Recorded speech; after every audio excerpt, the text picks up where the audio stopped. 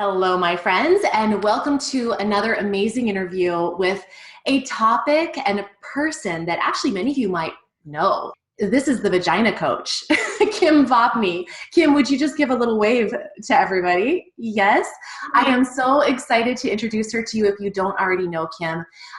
We're going to be talking about a topic today that has been much requested from you guys. The topic is Rectocele. And this is a topic that many of you have asked if you can do my videos that are for kind of general pelvic organ support if you have Rectocele. Rectocele is something Kim will describe to us and she's going to tell us more about. But basically, in a nutshell, yes, you can do my videos, but there are some specific things that are really kind of particular to Rectocele that I think Kim is going to really enlighten us on. You know, what it is, how to really care for it. Like I said, you can do my videos, but I think use the information that you're going to learn today and it's going to help you out. So without further ado, Kim, if you can just tell us a little bit about your kind of personal story, why you are talking to us today about Rectocele in particular, and also what is Rectocele? Yeah, for sure. So first of all, thank you very much for having me. And so I got into the world of pelvic health really through my own kind of fear and curiosity. I guess I would say I didn't understand how, giant babies came out of vaginas. And I also knew my mom had challenges, and I know my mom had an episiotomy for both of my birth as well as my brother's birth. And so that really scared me, but I also recognized that all these women in the world, there was people everywhere, and I had cousins and I have aunts, and I knew they all were giving birth and able to carry on. So, so I needed to learn a little bit more about that. And so I was really intent on trying to have a different story than my mom. I really wanted to avoid episiotomy. I wanted to be able to jump on trampolines. I wanted to be able to run. I didn't want to have surgery like she did for leaky bladders. And, so that was really how it started. And I used a product actually that's designed and manufactured in Germany called the Epino. And that was a childbirth preparation tool that really helped me prepare for my birth. And I certainly feel like it played a role in me having the outcome that I wanted. That was what instigated the whole pursuance of pelvic health, really, because I decided that more women should know about this. I started to sell it on the side. I started to get pelvic floor physiotherapists referring to me. I hadn't heard of pelvic floor physiotherapists, so then I started to work with them and learn a little bit more about what they were doing, and really recognize that there was a huge void with regards to information and empowering education for women, both from a preventive and a restorative perspective. And that's how it happened. So at the time, my real motivation was I want to avoid tearing and I want to avoid incontinence, because that's what I saw my mom had dealt with. And that's all that I had ever heard about before. Prolapse was never a term that I had ever heard. And it wasn't until I was actually in a doctor's office, not from a patient perspective, but I was trying to tell them about the Epino because I wanted to be able to have them refer their patients to purchase this product that I had. And it was two doctors, actually, a father and a son team, and they were kind of talking amongst themselves. And they said, and then they asked me, would this be appropriate for cystocele? And I had never, I'd never heard of the term prolapse, but I certainly hadn't heard of the term cystocele. So it was like a deer in the headlights. I wanted to look professional, but I just kind of said, I'm sorry, I don't understand what that is. And they explained that to me. And that sort of opened up, again, a whole other chapter that I hadn't learned about. And that kind of brought me down the path of prolapse. And again, fueled my passion to get this information out to more women. So that's now 15 years ago when I gave birth the first time. And I remember after I gave birth, I had no external tearing, which I was happy about. But I remember feeling like I had a golf ball in my bum, and I felt like there was just something there, and that settled. And over time it went away, and I never really thought anything of it. I just felt like, okay, that's just what happens after you've given birth, understandably so. And then I also had really, really bad hemorrhoids with my both of my pregnancies. The first one, after pushing, I didn't push that long. I pushed for about 40 minutes, and but it was incredibly, incredibly painful. So in my head, I was associating what I felt with hemorrhoids. And yes, I'm sure it was playing a role, but I think it was the beginnings of what a rectocele, which I now have and I know. So my second birth, I actually used passive descent, which is where you don't push. So I did have an epidural for mine. You can do passive with or without an epidural. I chose with an epidural mostly because this sounds silly, but I always would joke that I want an epidural to not feel my hemorrhoids.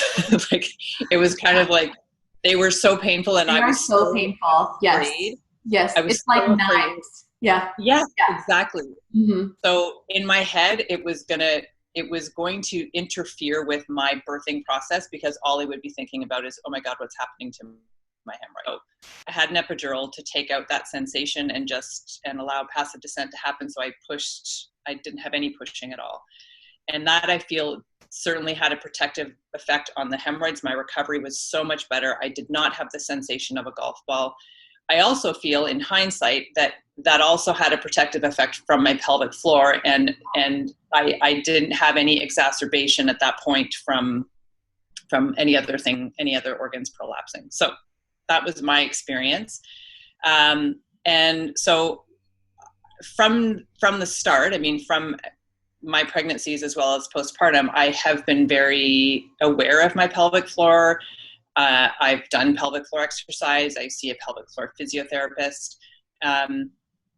But I did, so what I recognized after, when I was working with my physio, the first time I ever went to one, she said, well, you've kind of got the early signs of a rectocele, but she said, it's nothing really major. So in my head, partly when you get a diagnosis of prolapse, you have a bit of a panic, but because I was so informed, I was just like, okay, I got this. I'm okay. I don't have any symptoms.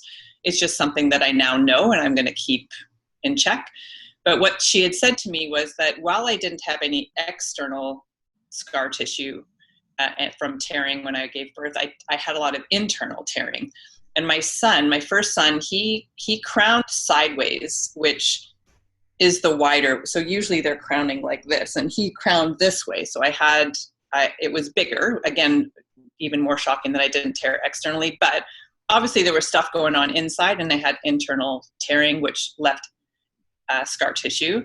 And she feels like maybe that contributed a little bit to it. Just because the muscles then couldn't work as well because of that tearing. Yeah. And actually, may I ask you to quickly define rectocele? Anyone watching this far in probably knows what it is, but even so, let's go back to that. Yes. Sorry, I forgot to do that. So no problem. I always use this sweatshirt when I'm defining and showing prolapse. So pretend this is a vagina, and we have a bladder and a uterus and a rectum. So this would be the interior wall of the vagina. This would be the posterior wall of the vagina. And in that, so the cystocele, that word that I didn't know of when the doctor said what a cystocele is when the bladder starts to protrude or move out of its alignment and bulge into the vagina, and eventually it can descend. So it's actually, from an internal perspective, what you see is actually the wall of the vagina, but it's a result of the bladder bulging into the vagina. So it's not like your bladder is physically falling out. Yeah. It's contributing to a bulge. So sometimes people call it an anterior wall prolapse. Sometimes it's called bladder prolapse, and sometimes it's called cystocele. So the other, I think, confusing part for women is if they go for an assessment and their healthcare provider says, oh yes, you have a prolapse, they don't necessarily know to ask what kind, what degree, all extra information. But so trying to get people comfortable with the terms and aware of the terms. You then have your cervix and your uterus here at the top, and that can also descend, into and out of the vagina. And then on the posterior side, the rectum can bulge into the back wall of the vagina, and that would be called a rectocele. So, and different from, they wouldn't call it a rectal prolapse. Rectal prolapse is actually when the rectum comes out of the anus. So a rectocele is when the rectum is bulging into that back wall of the vagina and creating that bulge. Does that make sense? Yes, perfect. Thank you. Yeah. Yeah. So you were saying that you had this scar tissue and that was potentially contributing to this prolapse. And so take us back there. Yeah. So, and who knows? I mean, you never really 100% know. You're just kind of trying to put together pieces based on information that you have. So I had a functional pelvic floor. Like from an assessment perspective, I ranked well on the scale. So usually they rate you on a scale of 1 to 5. And I was usually about 4 or 5 on the scale from a function, balance, contraction, and relaxation. But she said, but there's a tiny bit of a bulge here, fairly low down, just kind of be aware of it. So I see my physio usually at least once a year, sometimes twice a year. She is often paying attention to that scar tissue, also working on, she works a lot with my obturator muscles, which are part of the pelvic floor as well. And I kind of keep it in check, but it's a grade 2. So when she very first found it, and this is back like, I can't even remember. It's probably like 9 years ago.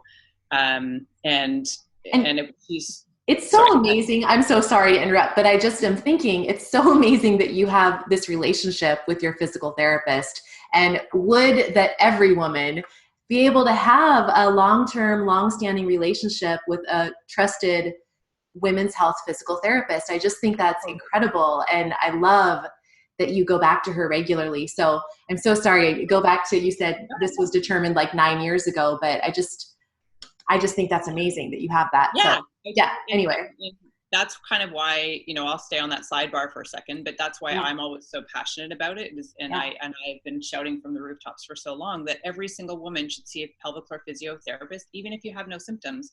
Like you'd see the dentist. Exactly. That's what I always say too. Yeah. We have all these other things we do from a preventive health perspective, and why is our pelvic floor not part of that? Yeah. And yeah, the relationship that I have with her is great. I always just show up and she's like, so what can I help you with? And I'm like, nothing in particular. I'm just here for kind of my check-in, and, and we just chitty chat, and she's obviously knows that I do what I do. So I'll ask her, about studies she's done or whatever. So we kind of geek out a little at the same time, but it's an intimate therapy, and you do want to have somebody that you trust, and but they become such a part of your, especially as you move through your life stages. Right now I'm in perimenopause and I'm approaching 50 now. So I've got to also be paying attention to what's happening in my floor as well with regards to my hormone levels. And so, yes, it is such an integral part of our care. And I feel very grateful to have that. So anyway, so we go back, and, early on, she said it was, barely a grade 1. So obviously things along the way over the years, I was actually dealing with, and still I've had hormonal imbalance, and now I'm actually being investigated for something called Hashimoto's, which is an autoimmune disease. And I haven't been diagnosed, and they're basically saying it's sort of showing that maybe it's something to pay attention to, but that could explain a lot of the hormone imbalances that I was having as well. And one of the symptoms I was having was constipation, which was incredibly frustrating for me, because I'm always promoting, make sure you're not constipated. And I exercise, I drink gallons of water, I eat high fiber, like I was doing all these things, and I'm thinking, how can I be constipated? And so that then caused a bit of a kind of a resurgence of the hemorrhoids. And then I went to a doctor who does the banding, where you can get bands put around them. So I investigated that. And after I had done that, my therapist also says that probably created a little bit of scarring as well, which could have maybe exacerbated things a little more. So again, I'm just kind of trying to paint the picture of all these things that potentially could have contributed to the development of it. But essentially for so that was probably 6 years ago, maybe 5 or 6 years ago, it's been a steady stage 2, and no worse, no better. I, in that time, also learned hypopressives, which is something that I incorporate in all of my programs, and it's a really, really powerful technique for prolapse. And in my mind, I was hopeful that it would make a difference with the Rectocele as well. And what I now have seen personally, what I see with my clients, and what other people who are certified in hypopressive see with their clients, is that there's really not a significant that happens with Rectocele. It's really, really powerful for bladder and uterine prolapse, but not so much for Rectocele. And not to say that it's not helping in the overall function of the floor, but in terms of, early stage bladder and uterine can sometimes, be reversed with hypopressives and pelvic floor therapy and what have you. Whereas we're not seeing as much of a change or difference or reversal with Rectoceles. And that really goes along with what I have seen just anecdotally from people that have worked with my exercises and that kind of thing. And, always, by the way, folks, when you're working with my exercises on YouTube, I'm a physical therapist, but I'm not your physical therapist. So please do them in tandem with a pelvic floor physio if you have one available. But people with Rectocele, I've noticed that it's a lot harder for them to notice significant improvement, whereas folks with the cystocele or the uterine prolapse, if it's mild, they will see more significant improvement. So I can kind of vouch for that. But it's not to say, what you're saying right now is, it's not to say that you shouldn't do the work to keep things from progressing and getting worse, correct? 1,000%. And really what I have found for me is I'm asymptomatic most of the time. So unless I knew I had it, I wouldn't know I have it. I don't, in my mind, if you think about what prolapse would feel like, I think about the golf ball. I think I would always feel like I had a golf ball, or I would always feel like there was something in there. And I really don't have those sensations at all. Now, people also have different degrees of sensation. So there are some people who have a lot of symptoms with very early stage prolapse, and there's other people who have sometimes stage 3 prolapse, and they're like, I didn't even know. So it's totally different. But what I have found for me is, and to go along with what you were just saying, is I put in the work because it's not just about reversing a prolapse, it's about maintaining the health and function of my pelvic floor as I age. Yeah. I want to be active. I want to stay out of depends. I know that incontinence is one of the leading contributors to people going into nursing home facilities. Like I really want to make sure that my pelvic floor stays healthy. And it's about symptom management. So I know that. So traveling sometimes is difficult for me, because if I don't have my squatty potty, if my diet is not how I have it, if I'm off cycle, so you're going through time zones and stuff, sometimes that can contribute to me having more symptoms because I don't have my normal elimination and diet schedule. I get so constipated when I travel. I think this is so common among people in general. Totally. So yeah, constipation can definitely, because I guess, if people are thinking about this, I'm sure we've all experienced it. If you have Rectocele, you've experienced that if you're full in there, it's definitely going to make things worse. As you're telling more about what makes your symptoms worse, can you also tell us if your cycle, like your menstrual cycle, changes things? Yeah, for sure. So just a quick note on that. So when we imagine that the Rectocele is creating that bulge in the posterior wall, and what can happen is stool can get trapped in that bulge and it can be difficult to pass. That can contribute to more symptoms. Some people actually would need to insert their fingers and push that bulge out of the way to get an elimination. I don't have to do that, but some people do. So that's what can sometimes make your prolapse more symptomatic, especially if you are constipated and you kind of have a blockage. And sometimes the blockage or the pocket can contribute to constipation, because if you can't eliminate and it gets stuck in there, you have more straining and all that kind of stuff. So it's really important to find the balance between your fiber and make sure you have the bulk, but you also have the hydration within your stool, so that you can pass it easily. And I do use a squatty potty as well. So from a menstrual cycle perspective, I don't notice a lot of I don't notice my rectocele more or less. I think I overall have kind of maybe more sense of heaviness in my pelvis than I used to. Part of it was with all the hormonal I was dealing with was I had really, really, really heavy periods. And some people say adenomyosis, which is an abnormally thick uterine lining, which is typical with high estrogen, which was me. And that's all starting to come into balance again. So, but I did for a while notice that it felt like, and I'm sure it was because my uterus was really heavy and full.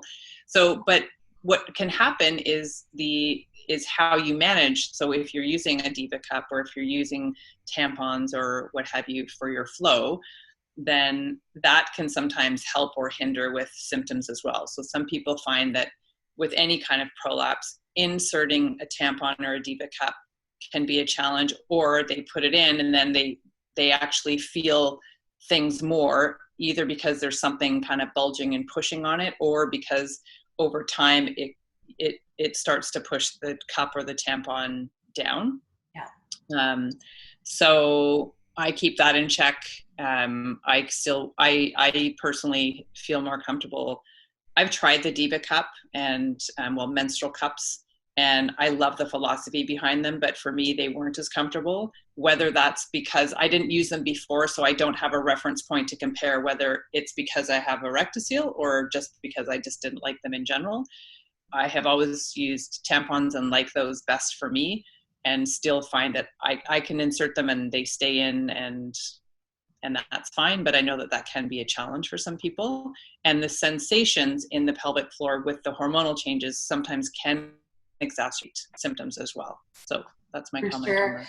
Yeah, and I want to just on this subject of menstrual products, I want to give everyone out there permission to, even though everybody may be crazy about X menstrual product, like a cup, or a menstrual cup or something like that, if you don't like it, listen to your body. I know that for me, I actually use pads, or I tend to use the underwear, the Thinx panties that you can rinse out and wash and just reuse them. I use those because I don't want to contribute to the waste, but I don't like inserting anything personally. And I've tried the menstrual cups, and for me, I've suffered from, I've recovered from mild prolapse, bladder prolapse. And for me, I just felt like putting the cup in, and then I wasn't very good at removing it without feeling like I was suctioning everything down. It felt too much tugging and pressure on everything in there. And so I don't care for it personally. And so I just am saying that because I felt kind of weird. I felt like, oh man, I feel like I should love it because it really abides by my values and everybody else seems to love it. But just permission out there. If you don't want to even use tampons, don't feel bad about that. Sometimes I feel weird that I don't use tampons even, but just you do you when it comes to your menstrual protection. Totally, 1000%. And that's a great point you bring up with the suction, because that's one thing that if people are using menstrual cups, to really make sure that they break that seal before they remove it. There's not that tugging. And for some, the menstrual cups can, when we talk about pessaries as an option for prolapse, sometimes some people find that it's not, I don't want to say that is acting like a pessary, but some people find that when they put it in, they actually feel better and they feel less symptoms. So for sure, again, it's just about what your body is asking for or telling you, and exactly what you say. Just accept that that's what you need is what you need, and there's no right or wrong. It's whatever suits your body the best, really. Yeah. And before, I want to see if you can give some quick kind of tips for people who are managing this on their own, hopefully again with a pelvic floor physio. But on that pessary question, you and I had talked before once. I think you had told me that maybe pessaries, while they may be generally used more for cystocele and uterine prolapse, but they're not used as much for rectocele. Is that correct? Yeah, that's what, in terms of my, my discussion with colleagues, which mainly are pelvic physiotherapists, there not very many people are recommending it, pardon me, for rectoceles. Not to say that it can't be, but usually it's not as helpful as it is for bladder and uterus. I've never tried one. I've never felt like I needed to. So I can't, again, comment on whether it would improve improve my situation or not. I mean, I like, pessaries are not a negative thing. They can really provide a lot of, they provide support, really, is what's happening. And sometimes they can allow the floor, the muscles, to work better. When something's bulging alignment, things are going to work a little different. And when you can put something in that supports things again, then the muscles are like, thank you, now I can do my job. Yeah. And but again, that being said, from a rectocele perspective, and it can also depend on where it is. So if it's higher up, I think a pessary could potentially be more helpful. But if it's lower down, which is where mine is, then maybe not so much. So so if you're very symptomatic, I'd say it might be worth investigating. But another disclaimer there, not even disclaimer, but comment, is it can take a while. There are so many different types of pessaries, and it can take a while to find, kind of like menstrual products, to find the one that your body really likes and that you feel comfortable with. So you need to find somebody who fits pessaries who you also feel comfortable with, because you might see them a few times to get to find the right one. So something worth investigating if you have symptoms that are really bothersome. But if you don't have any symptoms, I don't think that it's necessary. It's not something that I use, but I don't feel like it's totally necessary. Okay, so it's going to be more about managing the condition and preventing it from getting worse. So do you have some kind of takeaway tips that people could start using on their own at home? General tips, and also things that may make it really, again, specific to rectocele, so that they can feel comfortable, doing my general pelvic floor support series and that kind of thing, and knowing that they're helping their rectocele as well. Yeah, for sure. So, number one, see a pelvic floor physiotherapist. I say that ad nauseum. Number two, programs like the ones that you have, the pelvic floor fitness programs that will teach you and support the work that you do with the physiotherapist, so that you're moving in ways that supports your pelvic floor. It's not going to hinder anything, and moving within your symptoms. So if you know that there are certain symptoms where you might feel something, it doesn't necessarily mean it's making it worse, but it might make you move differently. So sometimes you have compensatory movement strategies because you're trying to avoid symptoms, if that makes sense. So just be aware of that, and then make a decision about whether you want to keep it in your repertoire or not, or look at if that brings on symptoms, or after you've done that exercise, you feel some heaviness, or you feel a bulge, or then you need to learn to do it differently. You need to reduce the weight. You need to reduce the number of reps. You need to maybe find a different exercise that accomplishes the same goal. So you kind of go through a process of elimination to determine that.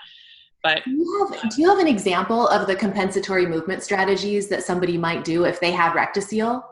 Yeah. So say, so some people feel like squatting might, and the visual, and even just thinking of squatting, if you think you have something or know that you have something that's bulging in your vagina, and you think about a squat, in people's minds, they always think that, well, that's just, it creates such a big open space, and that's going to make it fall in and just descend more. So they'll close their legs. And that is, you can do squatting with a narrower stance versus a wider, if that helps manage symptoms, because that is still an appropriate strategy. But some people would almost like put their knees together and sort of do like a little curtsy, like side squat almost. Like, yes. Or they would sort of like, their knees would go one way and then they would reach down to the toes on the other. Yeah. So instead of bending over or doing a squat movement, say to pick something up off the floor, they may do it with their legs tighter together, because that makes them feel safer. Does that make sense? Or maybe tuck their bum under, so they're sort of really rounding and like, Yes. Totally. Okay. Gotcha. Yeah. So those are just some things that I have seen people do. And whereas if you do a squat correctly, you can often, not everybody, but many people with mild prolapse, even moderate prolapse, can do a squat if they're doing it using, you agree with me right there? 1,000%. Yeah. If you're doing it with a nice tall, long spine, and you're really sitting back, we won't get into it now, but the anatomy of the pelvis is such that things aren't going to be falling out if you're doing it right. And then if you're managing your pressure with the proper exhalation and breathing strategies. So, okay, awesome. I just wanted to clarify what the compensatory movement strategies would be, but that makes a lot of sense, that people would protect themselves by they want to try to protect themselves when ultimately it's actually not protecting them. Exactly. Yeah. And when people start to appreciate the need to sort of let go, because the other thing that happens is when you think something's falling out, you become more grippy in your glutes and sometimes in your abdomen, more so kind of in the back part of the pelvic floor as well. Because again, you're thinking like, well, I'll just stay engaged all the time and hold everything in. And that can actually increase symptoms and even contribute to the further progression of the prolapse. So developing a comfort level with movement, exactly as you said, and squatting is actually really incredibly beneficial, especially for anybody, but it's a great pelvic floor exercise. It's great for the glutes, all that sort of thing. So it's about managing the way you move with your breath, your awareness of it, and looking at things you might be doing because you think it might be safer or it might be making you feel safer. So learning and making sure you're consistent with your pelvic floor exercise. And some people say, well, I better not run. I better not lift anything heavy anymore. I better not do this. And I disagree with that. I think that, again, if you run and you are noticing symptoms while you're running, you can try running with the pessary. You can try running slower. You could try running uphill. You could try running shorter distance. Like, you can try all these other things first. And if nothing's getting better, then you make an informed choice at that perspective. Do I love running so much I'm okay if it makes my prolapse worse? Or am I just going to back off and I maybe run once a week now or twice a week or something? And then lifting, again, is the same thing. I don't feel like it's realistic to tell women if you have a prolapse that you can never lift anything over X weight. It's your strategy about how you do it. And can you do it without symptoms? Can you manage that intra-abdominal pressure appropriately? And that's a bigger conversation, I know, but I don't feel like limiting movement because it might make a prolapse worse is the right option. Sometimes it's what people think they should do because they don't want to do anything that's going to make things worse, but that inactivity then can contribute to things getting worse. So that would be from a movement perspective. And then diet, I'd say diet is the number one thing. So from me in symptoms, whether I have symptoms or not, it's very, very, very closely tied to how I eat. So if I eat foods that contribute to gas, or if I don't eliminate properly, so gas, you can kind of get gas trapped in that little pocket as well. Like, sometimes it's like, if I've eaten something, usually it's wheat based, it's almost like I can feel like there's bubbles in my rectum. I know that sounds strange, but it's like I can feel this little, and I'm like, okay, yep, I know something I ate, and I'm gluten-free now. So I hardly ever have that, but early on, I very distinctly remember that feeling, and I could tell if I had eaten something, even if I thought it didn't. There's so many secret sauces and stuff hidden around, but so that can contribute to sensations of gas, which and this sounds silly, but if you aren't in a position to, and I don't mean like physical position, but if you're somewhere where it's not appropriate to fart, your symptoms will get worse because you have to hold your fart in. You Makes have to, sense. and then you're like, yeah. So the gas will get trapped. So I'm happy that I work on my own sometimes, because sometimes I gotta let it rip, and I'm glad I can do it. Yeah. So got a good fart now and then. I love fart. It's great. So you have to be able to pay attention to what you're eating, and if you notice that it's something that does contribute to bloating or gas, it's more likely that it would also contribute to symptoms, you feeling more symptoms. And the elimination piece. So in the mornings, ideally, if people talk about the poop, and there's this woman that I follow, she calls herself the Queen of Thrones, which I think is really funny, but she's a naturopathic doctor that talks all about digestion and poop. And so in her philosophy, and many I've read as well, suggest that we should poop within about an hour of waking up. So part of what can get in the way of that is the travel we talked about. If your schedule is a little bit off, if you're in a rush or a hurry. So we live busy lives, and if we don't take time to just sort of sit and just let things happen, then we sometimes stall that poop, and then we aren't eliminating properly for the rest of the day. So birth and poop are kind of the same. We need to have quiet, we need to be alone, we need to feel safe, and uninterrupted. So ideally, we wake up and have a bit of quiet time, maybe I have usually a glass of water, often with lemon in it as well in the morning. Sometimes it's warm, and I just sit and I read, or sometimes I answer some emails, or I look at my phone, or I do something where I'm just sitting and being by myself quiet. And that is certainly helpful with regards to pooping, because if you have like rigid schedule, you got to be up, especially if you've been traveling, chances of you having a good poop are pretty slim. Yeah. So when I do go traveling, I will use usually some sort of a fiber supplement like Senna, or there's another one I have called Cleanse More that is oh, that's great. I have Cleanse More. Yeah. So I really like, especially when I'm traveling as well. So they're natural products. There's and I find that that's really helpful in terms of at least getting over that first day that you're somewhere else. And then I do use a squatty potty. I find that also very helpful. And if I travel, again, they have an inflatable one that you can get, which I actually don't have and I really need, but I tip over waste baskets. I take sacks of books. I'll put whatever I can underneath my feet so that I have some sort of a squatty potty when I'm traveling if I need to. But I find that is something that really helps me. And I just get a nice smooth transit. I'm in, out, like the rest of my family. I'm working on educating them about their poop, but they're men. Like, men, for whatever reason, love to sit for hours, practically. Well, not hours, but long times. Yes. Yeah. And it's like terrible for your pelvic floor and hemorrhoids and all that.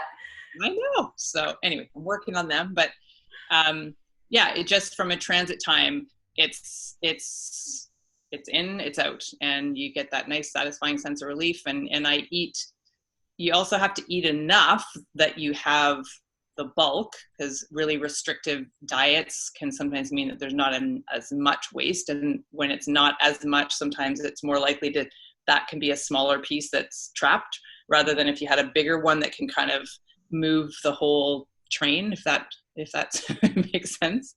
So those would be my top tips. That's what I do from a personal perspective. I love it. And I could talk about poop all day, actually. I have a whole playlist dedicated to constipation and elimination. So I'll put a link to that in the notes if anybody wants extra poop talk. Yeah, we all need poop talk. Well, that's wonderful.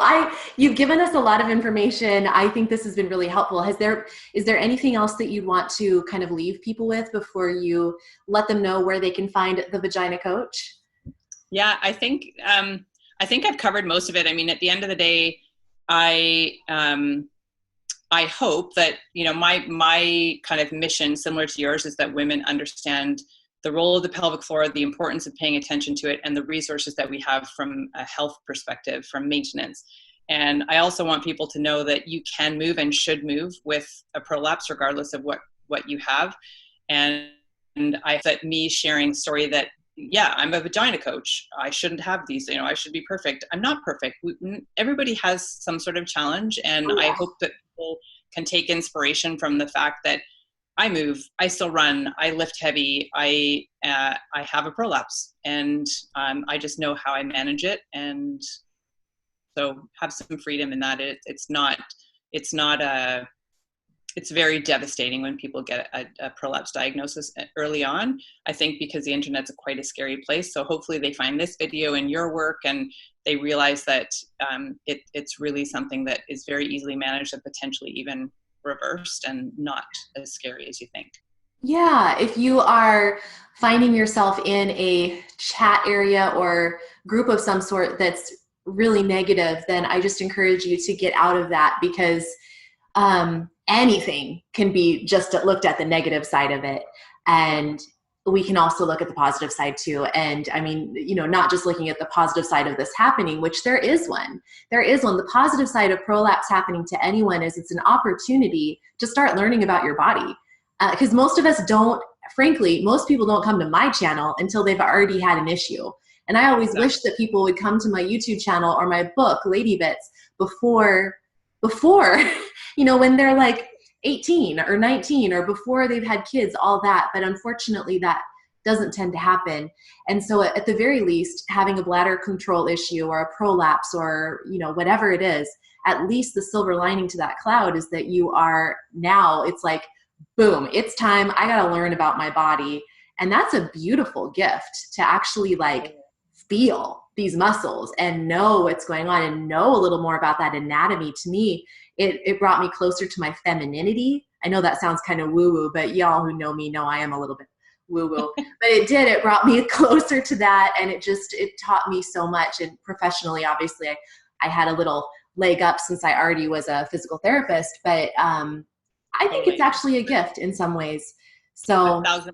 I can't agree more. I think that's people are usually motivated to get out of pain. They're not necessarily motivated to prevent it. And I'm for that mission. I hope that eventually this translates into the education being passed on to our daughters and younger people, so that they are more preventive mindset.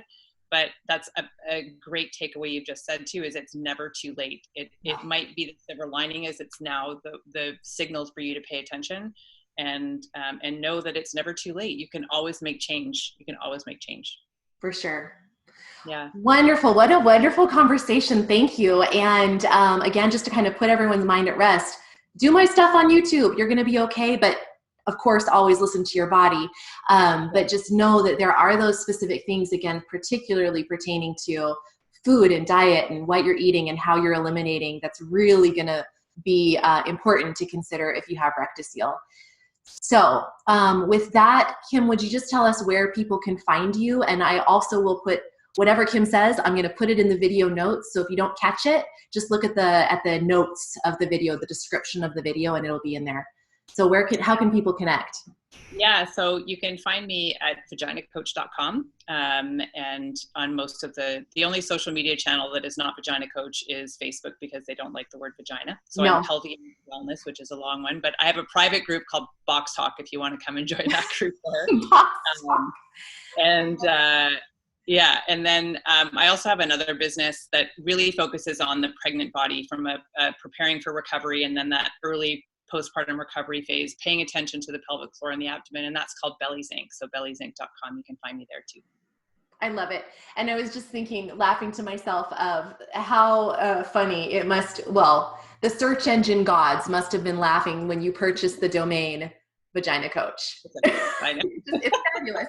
Were you like, oh my gosh, I can't believe this is available. I mean, this is fantastic. I did say that. And then I was madly making sure it was available everywhere else. But yeah, I've tried a few times with Facebook. They're the only ones that are still a little bit resistant, but whatever.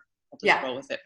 YouTube's a little resistant too, so I will not be calling this a Vagina Coach interview, but it's all good. So thank you again, Kim, for being here, and thank you all for watching. And as always, I want you to please remember to subscribe to my channel and tell your friends about this information. It's really important. We're trying to spread the word to as many women as possible. So share it with your friends, share it with your family, give it a like. And as always, remember, eat clean, move every day, and you will shine brighter. I'll see you next time. Bye.